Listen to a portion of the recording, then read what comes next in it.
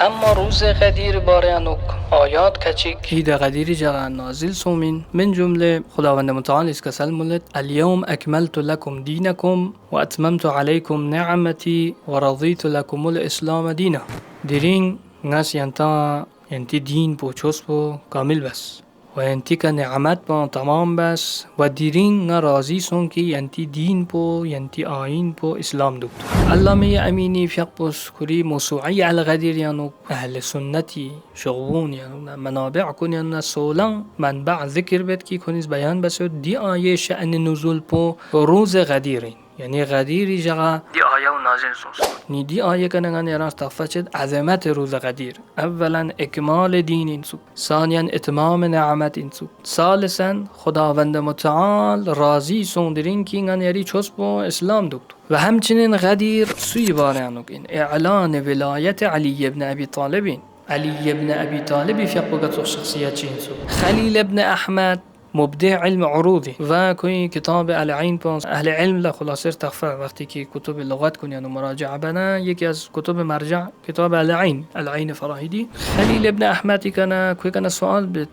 ما تقول فی علی ابن ابی طالب یرس علی ابن ابی طالبی باره انو چیز زرد یری نظر پوچی این کد زرد ما اقول فی حق امرئ کتمت مناقبه اولیاؤه خوفا نزدش قصی باره انو چیز رو که کوئی ارگلوکس کرگانو نیست کوئی مناقب نفضائل پو بس جاس مخفی بس جیکسه و ینتر تخفه و ساقا پیغمبری گب نگسوک ماحول چیسون فضائل اهل البیت گاما نیست و نابود بس شغبون لمتوکس حدیث کن متوکس و اعداؤه حسدن دی شخصیتی دشمن کنیس حسد سونسه کوئی فضائل مناقب بس جاس کتمان بس ثم ظهر من بین الکتمانین اما با این که دی گروپ نسکس کتمان بس جاس فضائل امیر المؤمنین با این وجود ظهر ما ملأ الخافقین یعنی شرق و غرب عالم گانس امیر المؤمنین فضائلی کنه یعنی سامسی دی شخص بلا فضیلت یوت بینسو سامسی که مناقب یوت اینسو که با این وجودی که دیتی کنیس کتمان بستن اما دی شخصیتی فضائل بو شرق و غرب عالم گانس. احمد ابن حنبل یکی از 4 رئیس و امام فرقه های فقهی اهل سنتی. اهل سنت لا 4 مذهب فقهی حنبلی و شافعی و مالکی و حنفی و دی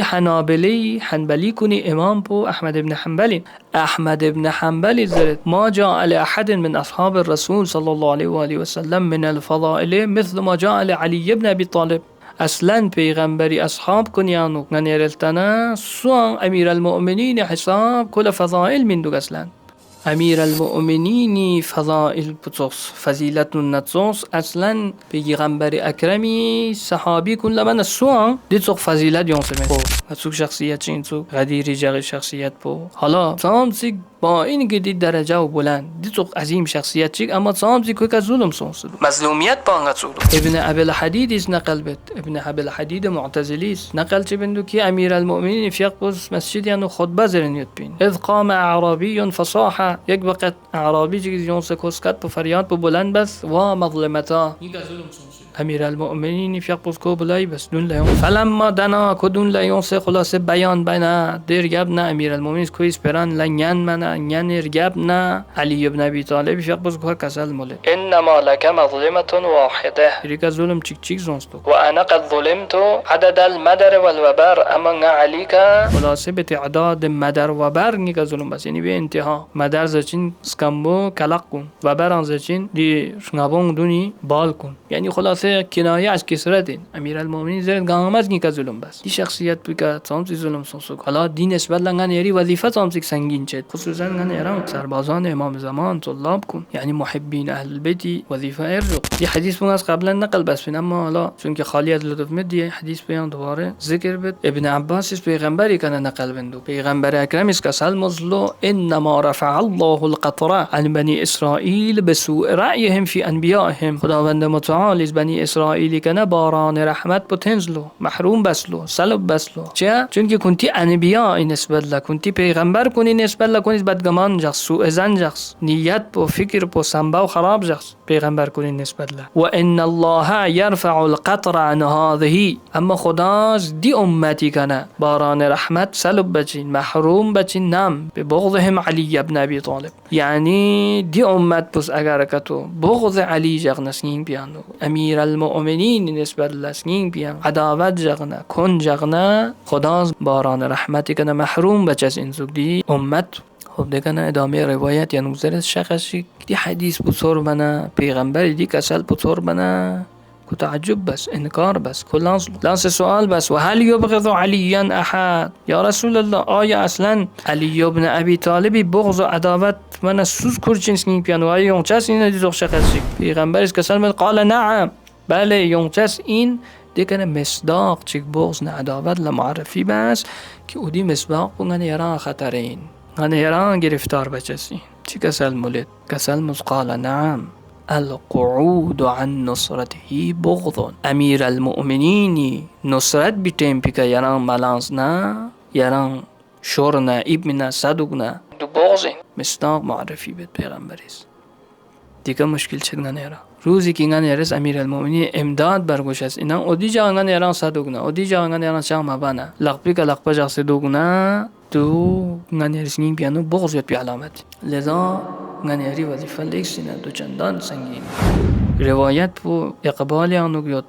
یانوک امام صادقی فیق پس دی ایده قدیر نسبت له بیان بید روایت پو و همچنین اعمال ایده قدیر خلاصه بیان بید. امام اسکسل مولد بهترین زن کنزاشیک بهترین نوشیدنین تونشیک اظهار سرور بشیک تدکنرگمو گنچوک شیک مؤمن کنی حباش کن برآورده بشیک و دی جغا چه چیک زرد اعظاما لیومک و دی جغی تعظیم بسین و دی جغی بزرگداشت بسین و دی جغی یاد پونگتس منایی بسین. چی دوسرا خلافا على من اظهر فيه الاغتمام والحزن. دوسرا ده خلاف بسین اپوزیت بسین ده اشخاصی که او دی جگه کنیز اظهار حزن بید اظهار غم بید غصه چد کن لد دکیوت مصیبت چد که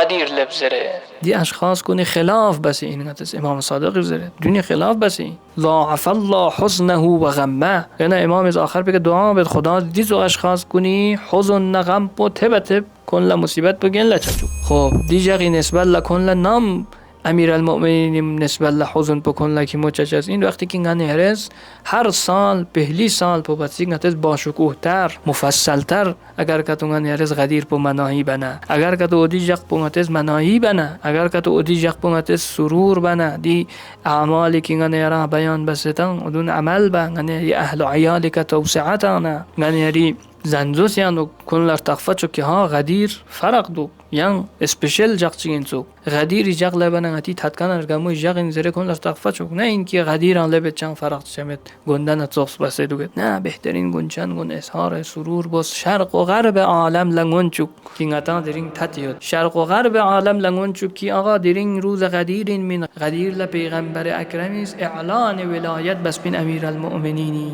دیزوز بنا رضایت امام معصوم غنیرا حاصل چچسین رضایت خدا حاصل چچسین